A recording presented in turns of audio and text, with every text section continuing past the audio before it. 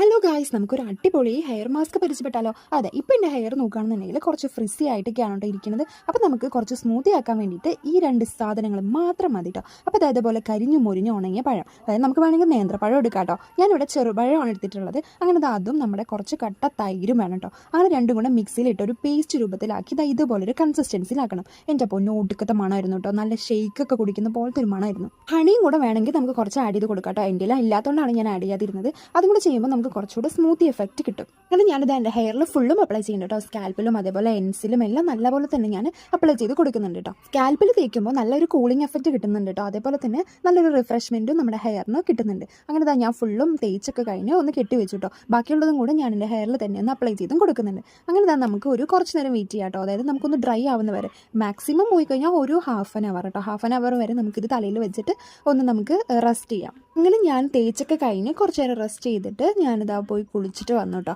അപ്പോൾ ഇതാണ് എൻ്റെ ഹെയർ. അപ്പോൾ ഫസ്റ്റ് കണ്ട ഹെയറും ഇപ്പോൾ കണ്ട ഹെയറും തമ്മിൽ എന്തെങ്കിലും മാറ്റം ഉണ്ടെന്ന് ഒന്ന് നിങ്ങൾ കമൻറ്റ് ബോക്സിൽ അറിയിക്കണം കേട്ടോ.